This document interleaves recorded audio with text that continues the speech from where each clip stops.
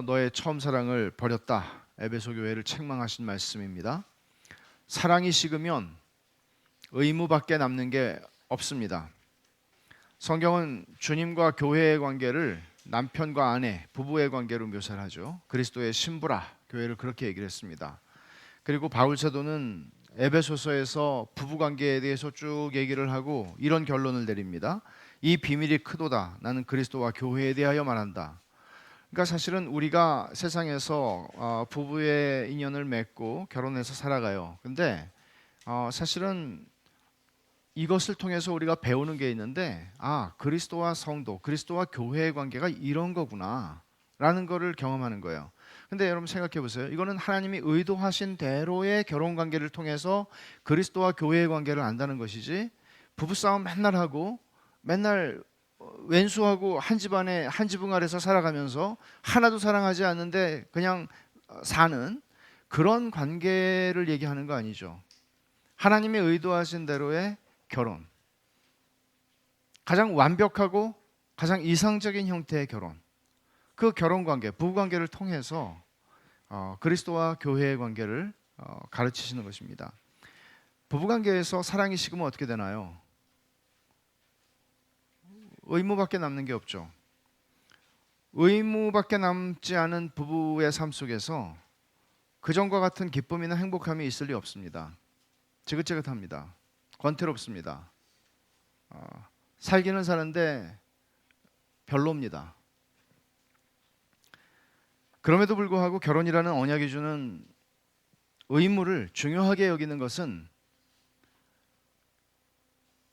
다시 그런 기쁨과 즐거움을, 행복을 회복할 수 있는 길이 거기에 있기 때문에 의무, 결혼이라는 언약의 의무를 중요하게 여기는 것은 대단히 중요합니다. 그렇지 않다면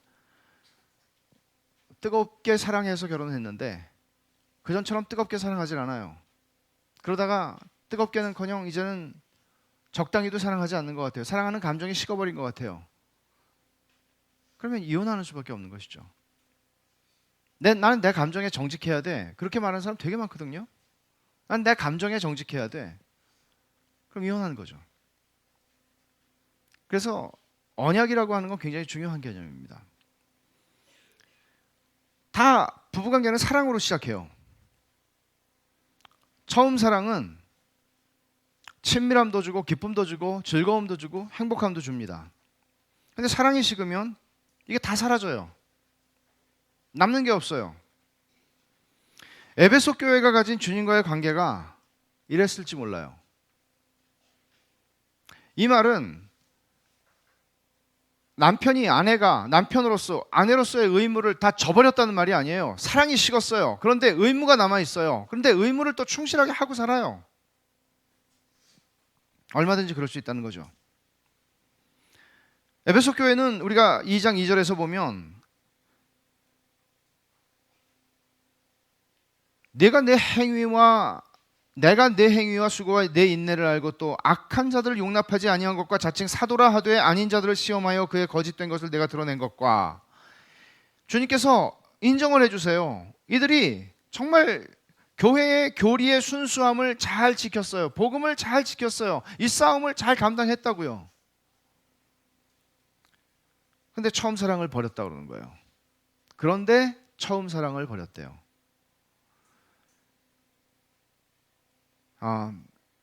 버렸다는 말은 어떻게 하다가 사랑이 식었다는 말보다는 센 말이죠. 버렸다는 말은 그들이 처음 사랑을 포기했다. 그들이 사랑하기를 그쳤다. 그런 말입니다. 19세기에 미국의 가디너 스프링이라고 하는 목사님이 계셨는데 그분이 이런 말을 해요.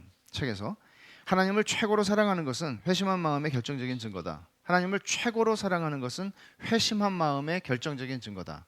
그러니까 회심했다는 것은, 내가 하나님의 자녀가 되었다는 것은 내가 하나님을 최고로 사랑한다는 것이에요. 하나님을 사랑하는 것에 대해서 제가 설명을 좀 드리겠는데, 하나님을 사랑하는 것은, 하나님을 참되게 사랑하는 것은 거듭나지 않은 사람, 자연인에게서는 나올 수 없는 감정입니다. 하나님을 절대 사랑할 수 없습니다. 예수를 믿는다는 표현이 우리에게 너무나 익숙합니다. 예수를 믿는다고 다 말합니다. 그러나 하나님을 사랑하는가? 더 중요한 질문입니다. 우리는 지적으로 동의하는 것을 예수 믿는다고 생각하고 살기가 굉장히 쉽거든요. 내가 그냥 교회를 다니고 있으니까 예수 믿는다고 생각하기가 쉽거든요. 그런 게 아니라 중요한 건 거듭났느냐는 거예요. 내가 진짜 그리스도인이냐는 거예요. 내가 언젠가 내 인생을 다 살고 나서 주님 앞에 서게 될 때 베샬롬 교회를 내가 70년 다녔습니다가 중요한 게 아니고 주님이 내가 널 도무지 모르겠다, 그렇게 말씀할 수 있는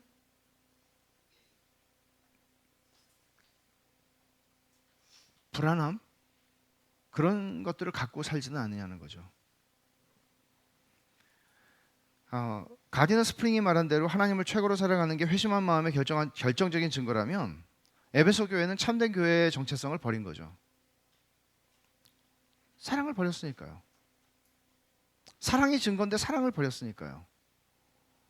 나는 그리스도인으로서 의무를 행하고 있습니다 하는 거 가지고 얘기하는 게 아니라 내가 종교적인 삶을 산다, 내가 경건한 삶을 산다, 내가 교회에 봉사하고 있고 교회에 헌신하고 있고 교회를 위해서 수고하고 있다가 아니라 사랑을 버렸대요. 사랑을 버렸대요. 신앙의 본질이에요. 본질을 버린 거예요. 주님의 에베소 교회를 책망하신 말씀은 그들이 주님보다 더 높은 우선순위를 가지는 것들을 뒀다는 거죠. 주님보다 중요한 게 있는 거예요. 주님보다 중요한 거. 근데 주님보다 중요한 게 쾌락이나 돈이나 우상이나 이런 것들이 아니라 그들에게 있어서는 심지어 더 무서운 건 뭔가 하면요, 그들에게 있어서는 진리를 지키는 거, 좋은 교회가 되는 거, 에베소 교회가 세상의 최고의 교회가 되는 거, 이게 주님을 사랑하는 것보다 더 중요했어요. 이 말은 인간이 가지고 있는 죄성에 대해서 우리가 과소평가하지 말라는 얘기예요. 무서워요. 종교적인 경건이 제일 무서운 거예요. 자기의죠. 아무리 우리가 많은 봉사와 경건의 모양을 가지고 있을지라도 주님을 사랑하는 것이 없이는 에베소 교회를 책망하신 주님의 책망을 면할 길이 없다고요. 예를 들어서 제가 아내를 위해서 근사한 선물을 준비했습니다. 왜냐하면 매일 나에게 밥을 차려주니까.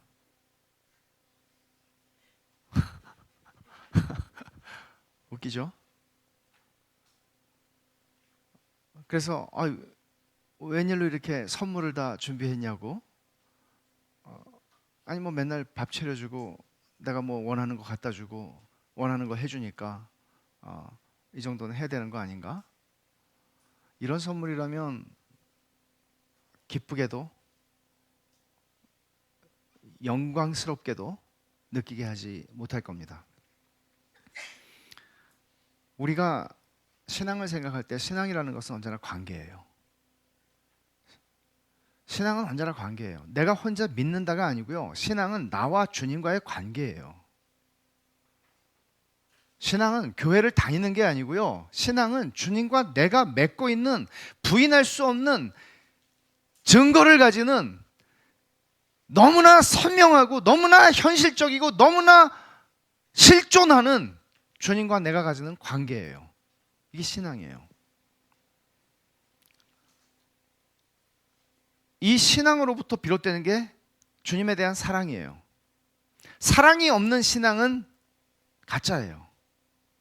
주님을 사랑하지 않는데 주님을 믿어요? 그런 신앙은 없어요. 저는 마음이 담기지 않은 선물이 제 아내를 기쁘게 할 수 없듯이 마음이 담기지 않은 우리의 헌신과 수고와 봉사와 희생과 기타 모든 것들이 하나님에게 의미가 없다는 것을 저의 삶의 경험을 통해서나 또 역사의 많은 사람들을 통해서나 또는 우리 동시대에 살아가는 어떤 사람들을 통해서도 우리는 보고 압니다. 예를 들어서 우리 교회는, 베샬롬 교회는 이런 게 좋습니다. 베샬롬 교회의 장점은 이런 게 있습니다. 우리는 베샬롬 교회에 대해서 자부심을 가질 수도 있습니다. 근데 그게 주님하고 무슨 상관이 있나요?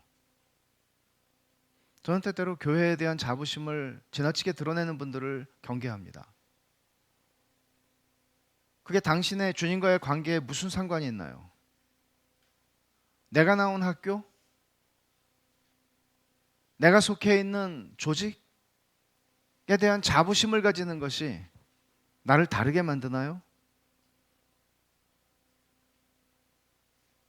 내가 주님과 맺는 관계보다 더 중요한 게 있나요? 내가 주님을 자랑하는 것보다 더 앞설 만큼 교회가 자랑스러울 수 있나요? 좋은 교회 만드는 것? 그것이 주님을 사랑하는 것보다 더 중요할 수 있나요? 없죠. 주님을 사랑하는 것은 우리의 정체성이기 때문에 그렇습니다. 욥의 이야기에서 저는 주님께 대한 우리의 사랑의 참됨이 어떤 것인지를 한번 짚고 넘어갈 생각입니다. 욥기 1장 9절부터 11절을 한번 찾아서 읽겠습니다.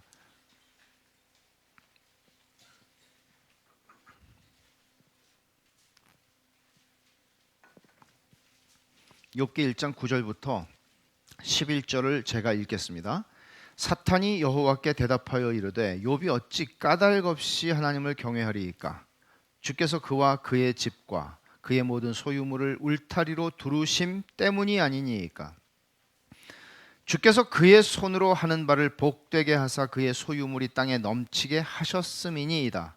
이제 주의 손을 펴서 그의 모든 소유물을 치소서. 그리하시면 틀림없이 주를 향하여 욕하지 않겠나이까?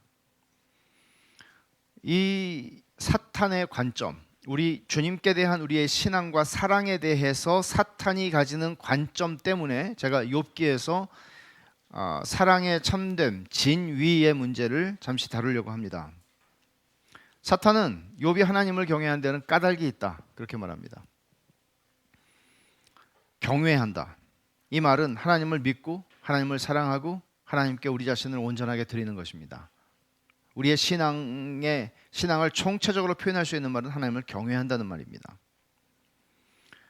사탄은 욥이 하나님을 경외하는 데는 그럴 만한 이유가 있다. 하나님께서 울타리를 딱 쳐서 아무도 못 건드리게 욥의 소유와 욥의 재산과 욥의 가족과 욥의 모든 것들을 보호하시고 번창하게 하시고 욥을 지켜주시니까 욥이 사랑하지 않겠냐고, 하나님을.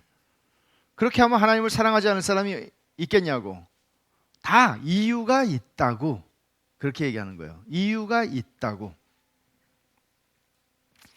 그렇습니까? 여러분은 어떠세요? 여러분은 까닭이 있습니까? 여러분의 신앙에, 여러분의 사랑에, 하나님을 향한 사랑에 까닭이 있습니까? 예를 들어서 제가 제 아내를 사랑하는데, 여보 나는 당신이 돈이 많아서 사랑했어. 여보 나는 당신이 똑똑해서 사랑했어. 여보 나는 당신이, 말하자면 처음에는 이런 것들이 조금의 이유가 될 수 있을지 몰라요. 그러나 여전히 내가 당신을 여보 잊지 마. 내가 당신을 사랑하는 이유는 지금도 당신이 돈이 많기 때문이야. 이건 가짜라는 걸 드러내는 거죠. 그 사람 자신이 아니라 그 사람이 가지고 있는 조건. 여러분 하나님을 왜 믿으세요? 하나님을 왜 사랑하세요? 사탄은 좋은 게 좋은 거니까, 하나님이 나한테 복을 주시니까 하나님을 사랑하지 않고 하나님을 경외하지 않을 이유가 없다는 거죠. 까닭이 있는 거예요. 그렇다면 사탄의 말이 옳다면 욥의 신앙은 자기 애, 자기 사랑에 지나지 않는 것이죠. 내가 내 아내를 돈이 많아서 사랑한다면 내 아내를 통해서 내가 뭔가를 받으려고 사랑하는 거니까 그건 자기 사랑이죠. 하나님은, 사탄은 욥의 신앙과 사랑의 순전함을 의심하지만 하나님은 놀랍게도 욥이 100% 순전할 수는 없습니다만은, 인간은 그럴 수 없습니다만은 하나님은 그를 순전하다고 인정하세요. 굉장히 놀라운 거예요. 이거는 하나님은 욥의 신앙을 순전하다고 인정하세요. 말하자면 이거예요. 까닭 없이 그는, 그런 까닭 없이, 이유 없이, 이기적이거나 사적인 그런 이유가 충족되는 것 없이 그는 나를 경외하고 나를 사랑하고 나를 믿는다고 하나님은 욥의 신앙을 인정하세요. 말하자면 욥이 하나님을 사랑하는 것은 하나님이시니까 사랑한다는 말이에요. 이게 하나님의 대답이에요. 사탄은 하나님이 복을 주니까 사랑하는 겁니다라고 얘기한다면, 하나님은 아니, 욥은 그냥 나를 사랑해, 내가 하나님이니까 사랑해 라고 말하는 거예요. 자녀들이 한날에 다 죽었어요. 모든 재산이 한날에 다 날아가 버렸어요. 이렇게 망할 수도 없어요. 어떤 인생도 이런 식으로 망할 수는 없어요. 근데 다 망했어요. 욥이 한 말은 이거죠. 1장 21절에 내가 모태에서 알몸으로 나왔사온즉 또한 알몸이 그리로 돌아가올지라 주신 이도 여호와시요 거두신 이도 여호와시오니 여호와의 이름이 찬송을 받으실지니이다. 범죄하지 않고 원망하지 않습니다. 사탄이 한술 더 떠서 욥의 몸을 칩니다. 욥의 아내가 견디다 못해서 말합니다. 욥기 2장 9절에서 당신이 그래도 자기의 온전함을 굳게 지키느냐 하나님을 욕하고 죽으라. 욥만 고통을 당한 게 아닙니다. 욥의 아내도 자식들을 다 잃어버렸고요. 욥의 아내도 남편의 재산이 다 사라지면서 욥의 아내도 같이 거지가 된 겁니다. 이 슬픔과 고난을 고스란히 욥 혼자 당한 게 아닙니다. 욥의 아내도 겪었습니다. 이런 고난이 모자라서 이제 욥의 몸을 쳐서 발바닥에서 정수리까지 종기가 나서 기와 조각으로 긁고 있는 그 불쌍한 남편을 보면서 욥의 아내가 한 말이죠. 어떻게 보면 욥의 아내는 믿음 좋은 남편 만나서 고생했다, 그런 생각도 좀 들어요. 그렇죠? 믿음 좋은 남편 만나서 고생했어요. 그러나 나중에 우리가 보면 이 고생이 욥에게만 유익이 아니에요. 나중에 다시 복된 삶을 주 안에서 누리게 되는 것을 욥기의 결말은 보여줍니다. 그녀와의 지속되는 결혼 생활 속에서 말이죠. 욥은 이렇게 아내에게 말하죠. 그대의 말이 한 어리석은 여자의 말 같도다. 믿음 없는 사람 같이 얘기한다는 얘기예요. 우리가 하나님께 복을 받았은즉 화도 받지 않겠느냐. 그러니까 욥은 이런 말을 통해서 자기가 하나님한테 복을 받기 위해서, 그 목적을 얻기 위해서 하나님을 이용하고 있고 하나님을 믿고 있다는 사탄의 주장을 완전하게 무너뜨리는 것입니다. 욥기 마지막 42장은 이렇게 시작합니다. 욥의 말인데 한번 보세요. 욥기 42장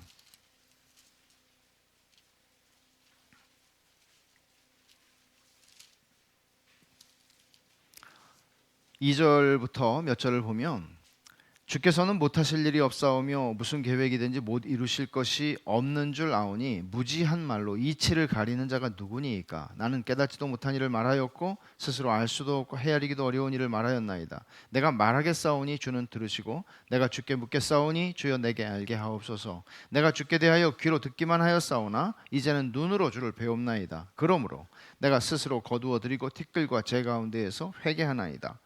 이 말이 이상하게 들리는 까닭은 뭔가 하면, 하나님이 욥한테 사과를 하셔야 될 것 같은데 욥이 지금 하나님께 회개하고 있다는 것이죠. 욥이 자기의 죄를 인정하는 것이죠. 여기 굉장히 중요한 교훈이 있는데, 이건 뭔가 하면 하나님께 대한 우리의 사랑은 우리가 누리는 혜택이나 우리가 누리는 복이나 혹은 반대로 우리가 겪는 고난과 상응하지 않습니다. 말하자면 우리가 좋은 것들을 많이 누리기 때문에 내가 주님을 더 사랑하게 되고, 내가 고난을 당하기 때문에 주님에 대한 사랑이 식는다? 참된 사랑은 그렇지 않다고 말하는 겁니다. 옛날에 우리나라에 IMF가 왔을 때 거리로 많은 실직한 멀쩡한 사람들이 나와서 하여간 잊을 수 없는 게 서울역에서 하여간 잠자는 사람이 그렇게 많더라고요. 새벽에 지방에서 설교하고 올라오는데 놀랐어요. 정말 멀쩡한 사람들, 저하고 똑같은 사람들이었어요. 옛날 같으면 거지들이구나 그렇게 생각. 거지가 아니에요. 그 어려움이 닥친 거죠. 어려움이 닥쳤는데 그게 부부 사이를 더 갈라놓고 문제를 더 만들어내는 그런 모습들을 많이 봤어요. 고난이 닥치면 우리는 사랑이 식어요. 일반적으로 고난이 닥칠 때 더 결속이 되고, 고난이 있을 때 더 마음을 하나로 모아서 격려하고 지지해 줘야 되는데, 부부의 관계라는 것이 고난이 있을 때 식어지는 경향이 많아요. 또 상하게도 하죠. 서로를 비난하고. 자기 사랑, 이게 자기 사랑에 근거한 사랑들이 이래요. 왜 나를 힘들게 하는 거야 당신이? 이런 거거든요. 우리의 사랑은 언제나 고난을 통해서 테스트를 받아요. 주님에 대한 사랑이 그래요. 주님에 대한 우리의 사랑은 고난이 올 때 어떻게 반응하느냐를 통해서 우리가 우리 자신들을 보게 하고, 우리의 신앙의 참됨과 우리가 어떤 자리에서 주님을 섬겨왔는지를 생각하게 해요. 내가 하나님이시기 때문에 사랑했는지, 사탄이 말한 것처럼 내가 하나님이 나한테 잘해주니까 사랑한 건지. 그래서 참된 신앙에는 근본적인 불만이나 근본적인 원망이 자리하지 못해요. 이 말은 원망이나 불평을 한 번도 하지 않는다 그런 얘기가 아니에요. 할 수 있어요. 그러나 그런 것들이 내 삶의 습관과 성품으로까지 형성될 만큼 내 속에 하나의 자리를 틀지를 못해요. 원망, 불평. 성경이 원망과 불평에 대해서 다루고 있는 그 구절들을 보면 상당히 많은 부분이 심판과 연결된, 직결되는 개념으로 얘기를 많이 해요. 놀라운 거예요, 그거는. 왜냐하면 원망과 불평처럼 우리의 하나님이 계시지 않거나 하나님이 나쁘거나 하나님이 전능하지 않거나 하는 것을 믿고 있다는 것을 표현하는, 불신을 표현하는 최고의 방법이 뭔지 아세요? 원망하고 불평하는 겁니다. 그래서 원망과 불평이는 욥의 아내도 그렇게 했죠. 그러나 나중에 욥하고 같이 잘 살았다. 그럼 우리의 연약한 믿음이라는 것이 어떤 것인지를 보여주고, 또 그를 향한 하나님의 자비하심이 어떤지도 보여주기에 우리에게는 위로가 됩니다. 그러나 그럼에도 불구하고 원망과 불평이라는 것은 그것이 하나님을 향해서 하는 것이 아니면 상관이 없어가 아니에요. 그 모든 원망과 불평은 본질적으로 하나님을 향한 불신의 표현이에요. 어떻게 이기적인 사랑이 아니라 사탄이 말하는 그런 사랑이 까닭 없는 사랑으로 하나님은 하나님이시니까 사랑할 수 있을까요? 이게 말이 돼요? 할 수 있어요? 이게 가능한가요? 여러분, 인간은 다 자기 사랑에 묶여 있어요. 본능이에요. 본성이에요. 자연스러워요. 어지간해서는 자기 애를 넘어서는 사랑을 모르고 살아요. 그냥 자기는 사랑한다고 하지만, 내 새끼 사랑하고 뭐 내게 속해 있는 것들 사랑하지만 그 넘어서지 못하는 사랑을 가지고 살아가요. 심지어 하나님을 사랑하는 것도 마찬가지예요. 하나님을 사랑한다고 말하지만 좋을 때만. 그러니까 이런 차원에서 인간의 그 본성적 사랑, 자기 사랑에 대한 본성적 사랑을 생각하면 이런 죄성이죠. 이걸 생각하면 번영신학이라고 하는 게 얼마나 나쁜 것인지 알 수 있죠. 번영신학은 예수님 믿고 내가 복 받겠다고 하는 거 번영신학이거든요. 예수 믿고 내가 잘 되겠다고 하는 거, 이건 인간의 탐욕을 부추겨서 하나님을 믿는 신앙 같은 모습을 가지게는 하지만 결국에는 거짓된 사랑이고 거짓된 신앙인 것이죠. 욥의 신앙은 그게 거짓이라는 걸 보여줬고, 사탄은, 대부분의 사람들은 결국 그런 거야. 어쩌면 오늘 한국교회의 일반적인 상황에서 한국교회를 향한 사탄의 말은 맞습니다. 그렇지 않습니까? 여러분들은 어떻습니까? 사탄이 여러분 한 사람 한 사람을 향해서 말하기를, 하나님께 다 살만하게 해주니까 하나님 믿는 겁니다. 한번 쳐보십시오. 원망하고 불평하고 하나님 부인할 겁니다. 어떻습니까? 여러분들은 왜 믿습니까? 왜 주님을 사랑합니까? 개도 자기 좋아하는 주인 압니다. 사람도 자기한테 잘해주는 사람에게 은혜를 갚습니다. 이거는 훌륭한 게 아니라 당연한 겁니다. 그래서 우리는 배은망덕하다. 이건 아주 최고의 욕이죠. 배은망덕하다. 또 개만도 못하다. 최고의 욕이죠. 개도 안다니까요. 잘해주는 사람을. 이런 신앙, 심하게 말하면 개만도 못한 신앙이죠. 인간의 본성적인. 그러나 성경이 말하는 것은 이런 본성적인 얘기를 하는 게 본능적인 얘기를 하는 게 아닙니다. 이기적인 욕망 때문에 그리스도를 사랑하는 것, 그거 아니라고 말하는 거예요. 그럴 수 있어요. 근데 그건 가짜라는 거예요. 그러면 진짜 사랑은 하나님을 아는 지식과 연결돼요. 하나님을 아는 지식이 없이 상관없어. 하나님 알고 싶지도 않아. 무조건 나한테 잘해주면 돼. 이게 문제죠. 그러니까 하나님이 어떤 분인지, 하나님이 행하신 일, 행하시는 일을 아는 것, 이게 우리가 하나님을 사랑하는데 든든한 반석이 되는 거예요. 근데 에베소 교회에서 일어난 문제는 뭔가 하면 그걸 배워요. 교리도 배워요. 열심히 외워요. 근데 그게 주님을 사랑하게 하는 든든한 반석, 든든한 기초가 안 됐다는 거예요. 이런 위험이 우리 가운데에도 언제든지 존재해요. 많이 배워서 누구보다도 잘 알아요. 도르트 신조를 얘기해요. 그리고 어떤 사람들에게 성결교나 감리교나 오순절 교회 다니는 사람들에게 너 가짜야. 이렇게 하라고 교리를 배우는 게 아니거든요. 내가 이 교리 안에 서서 하나님의 무한하신 위로와 하나님이 나를 향하신 그 거역할 수 없는, 거부할 수 없는 하나님의 주권적인 사랑을 경험하고 그 은혜 앞에 내가 무너지고 그 하나님을 사랑하게 되는, 이게 교리의 기능이에요. 에베소 교회에서는 그게 무너진 거예요. 참된 사랑은 하나님이 하나님이시기 때문에 사랑하는 거죠. 사람 사이의 사랑도 사랑이 깊어지면 그 모습 그대로를 사랑해요. 병들었는데도 사랑해요. 그 전에 가졌던 조건들을 다 잃어버렸는데도 내가 여전히 사랑해요. 사랑이 깊어지면.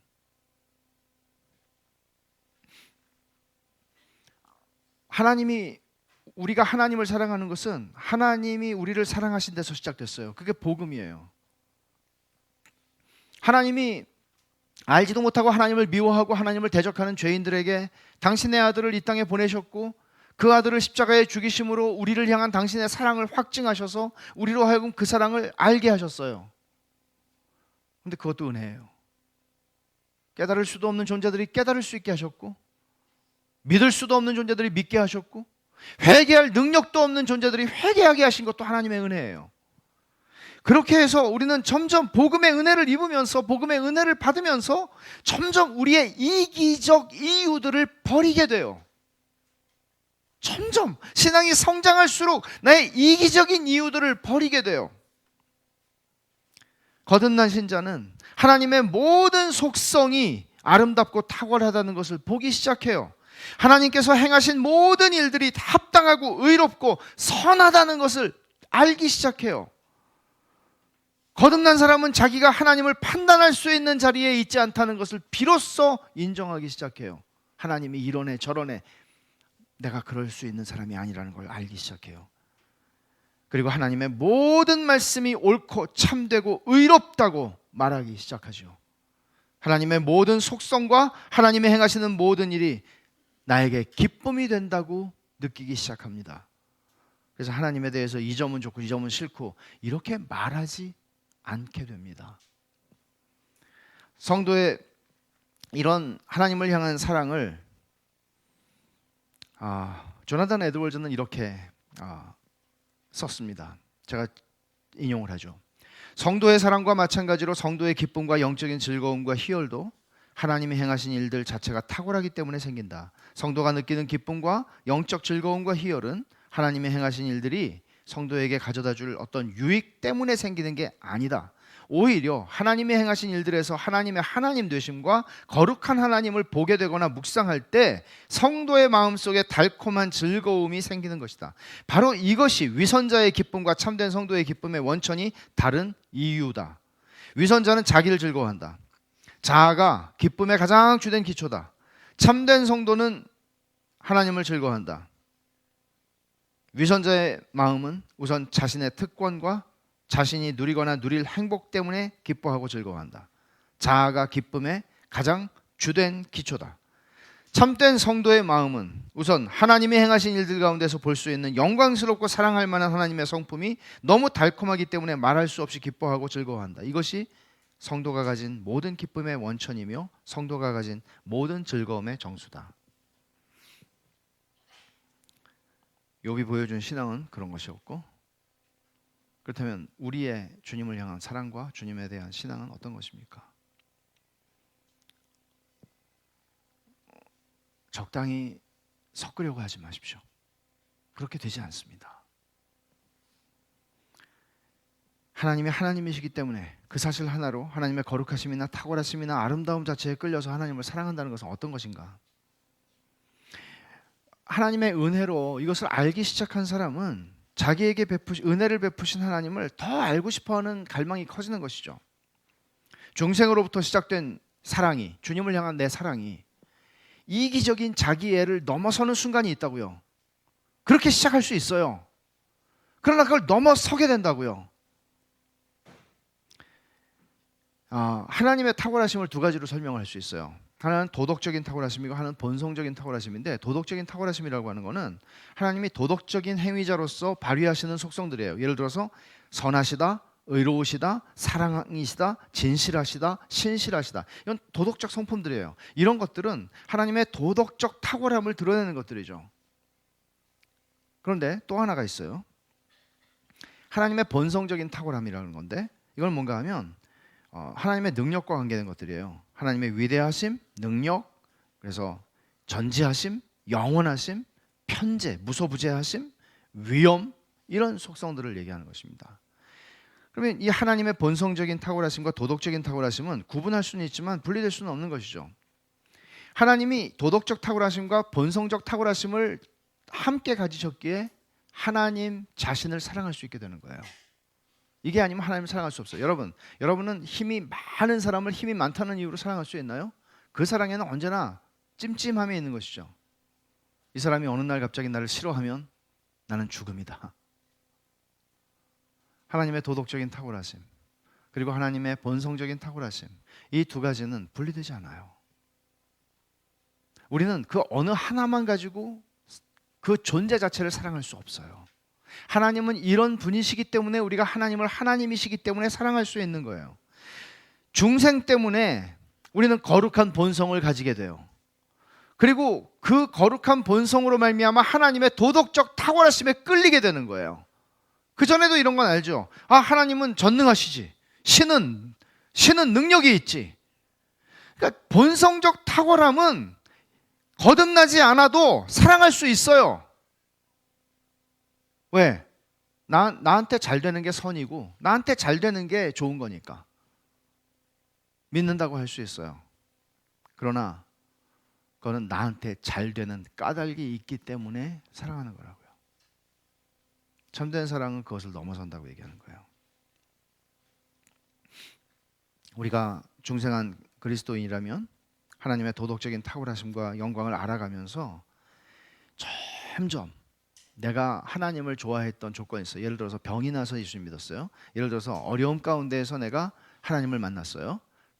하나님이 이 어려움을 회복시켜 줄 거라고 생각했기 때문에 이런저런 많은 이유들을 가지고 우리는 주님께 나와요. 그렇지만 그 상태에 머물지 않아요. 그걸 넘어서게 되죠. 우리는 욥의 신앙에 대한 일단의 결론을 내릴 수 있는데, 그건 뭔가 하면 사탄이 말한 것처럼 집과 소유를 축복했기 때문에 하나님을 경외하지 않았다는 것이죠. 그것이 복만 받겠느냐? 화도 받을 수 있다. 하나님의 주권을 완전히 인정하는 것인데, 이런 고난의 과정에서 하나님의 도덕적인 탁월하심에 대한 욥의 믿음이 흔들렸던 것은 부인할 수 없지만 그는 끝까지 그 하나님의 선하심을 붙잡습니다. 우리는 이런 고백을 욥에게서 읽습니다. 욥기 13장 15절 현대인의 성경은 이렇게 번역합니다. 비록 하나님이 나를 죽이실지라도 나는 그를 신뢰할 것이다. 하나님이 나를 죽이셔도 나는 그를 신뢰하겠다. 하나님이 나를 갈기갈기 찢으셔도 나는 그를 신뢰하겠다. 하나님이 내게 어떤 일을 하셔도 나는 그를 신뢰하겠다. 하나님이 나를 이렇게 해주시면 난 하나님 좋아할 거야. 하나님 사랑할 거야. 이런 게 아니고요. 하나님이 나를 죽이셔도 난 하나님 신뢰하겠다. 그는 잃어버린 자식들보다, 잃어버린 재물보다 하나님을 더 사랑했습니다. 가디너 스프링이 말한 대로 하나님을 최고로 사랑했습니다. 그의 신앙은 하나님을 최고로 사랑하는 신앙이었습니다.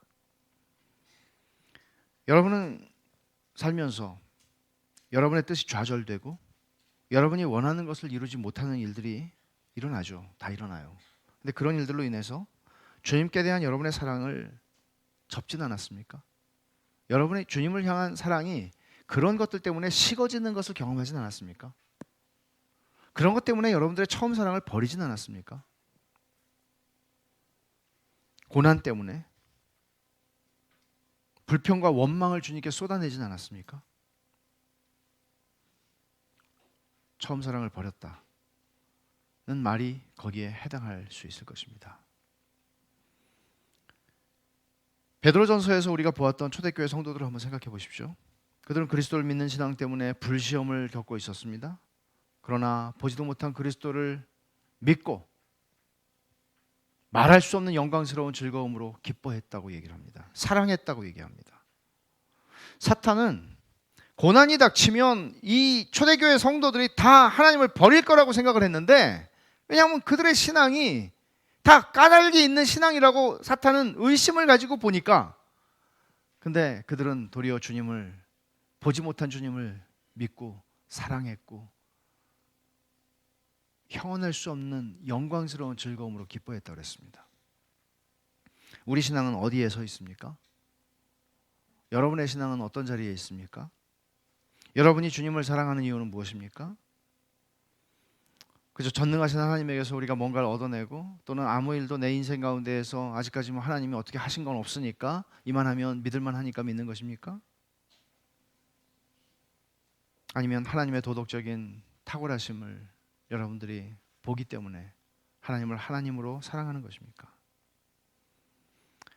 에베소 교회가 이걸 잃어버렸다고 주님 말씀하신 거거든요.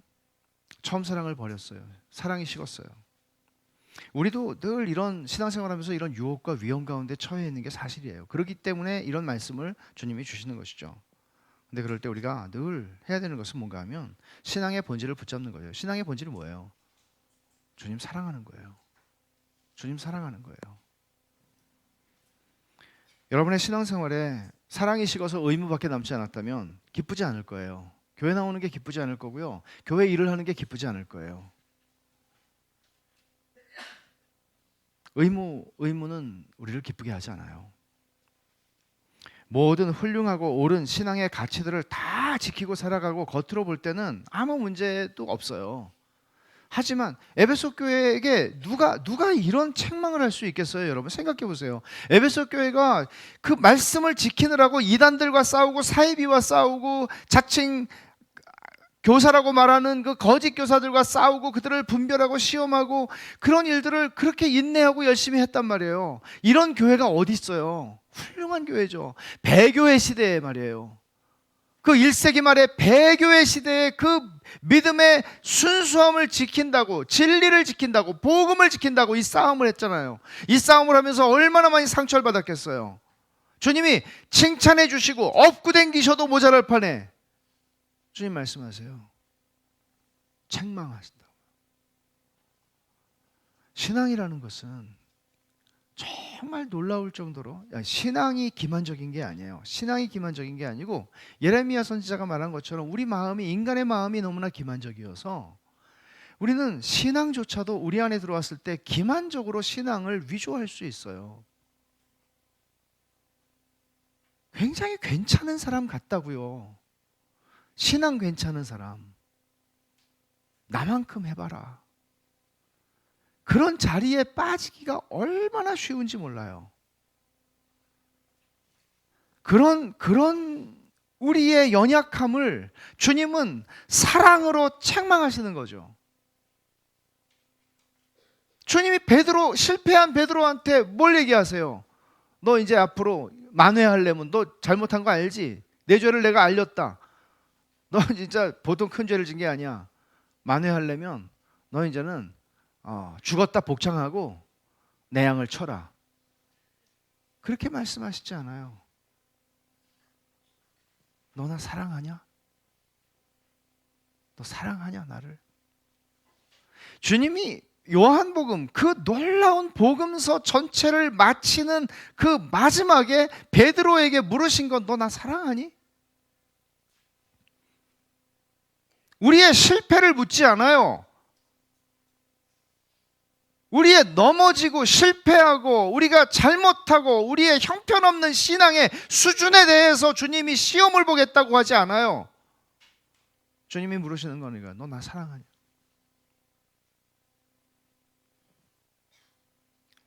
그래서 실패가 유익해요.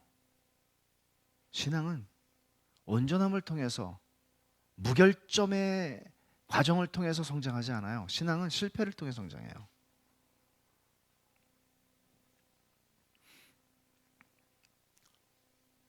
갈멜산에서 여러분 지난주에 읽으셨죠? 열왕기상.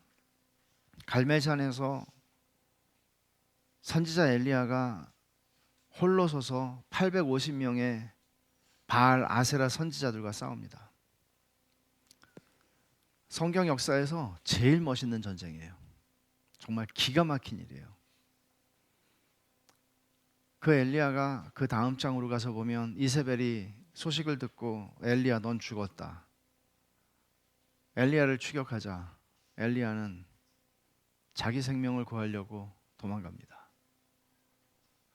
이스라엘의 최남단 브엘세바까지 도망가서 그것도 부족해서 불안해서 그를 브엘세바에서 더 남쪽으로 광야로 들어갑니다. 로뎀나무 밑에서 지쳐서 잠이 듭니다. 그리고는 하나님한테 하소연하고 불평합니다. 저는 성경이 이런 이야기들을 기록해 놓은 것은 큰 은혜라고 생각합니다. 이 일대 850의 전쟁에서 기가 막힌 승리를 이룬 이 엘리야가 이런 사건이 아니었다면 자신을 착각했을 것입니다. 하나님은 엘리야에게 너도 별 수 없는 인간이야. 이걸 가르쳐 주시는 겁니다. 다윗도 그렇고 베드로도 그렇습니다. 우린 별 수 없는 인간입니다. 사람들이 나에 대해서 뭐라고 말하든 별게 아닙니다. 중요한 건 내가 주님을 사랑하나? 내가 지금 주님을 사랑하나? 이게 주님이 우리에게 물으시는 겁니다. 그런 사랑이 식어지면 거기에는 힘겨운 의무 외에 신자가 누릴 기쁨과 즐거움과 주님으로 인해서 누리는 행복은 자리 잡을 수가 없습니다. 에베소 교회를 책망하시는 이 말씀을 통해서 우리 자신들을 돌아보라고 말씀하시는 것이죠. 처음 사랑 버리지 않았는지, 종교적인 의무감으로 살고 있지는 않은지,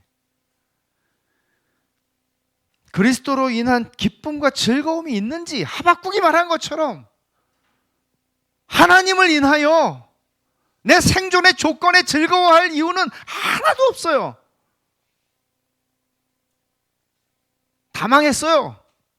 다 망했는데 하나님을 인하여 기뻐하리로다.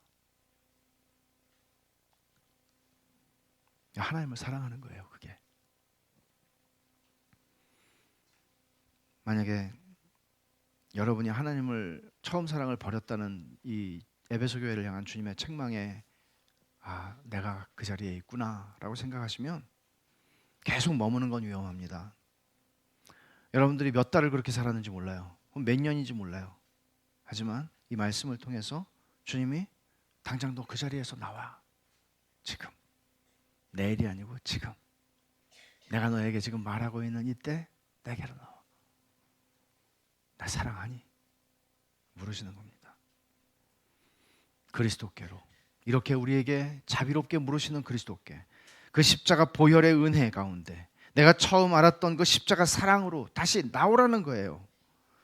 내 심령에 불붙는 사랑을, 주님을 향한 불붙는 사랑을 그저 말로만 떠벌리는 베드로의 그런 거 말고, 그러나 내 속에서 주를 향하여 깊이 불타오르는 그 뜨거운 사랑을 회복시켜 달라고 은혜를 구하십시오. 주님이 이렇게 말씀하시죠. 그러므로 어디서 떨어졌는지 생각하고 회개하여 처음 행위를 가지라. 처음 행위를 가지라. 기도하겠습니다. 하나님 아버지, 감사합니다. 저희들의 실패를 묻지 않으시고 저희들의 잘잘못을 따지지 않으시고 너 나를 사랑하느냐 물으시는 주님, 처음 사랑을 버렸구나. 이것이 너의 문제였단다.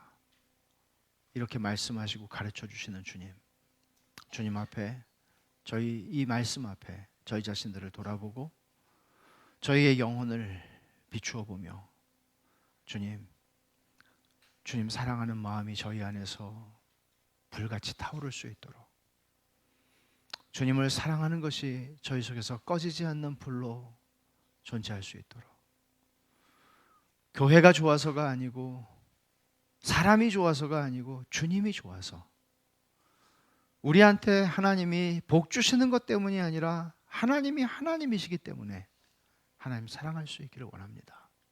하나님 그런 은혜, 그런 참된 믿음으로 저희를 이끌어 주시옵소서. 예수님 이름으로 기도하옵나이다. 아멘.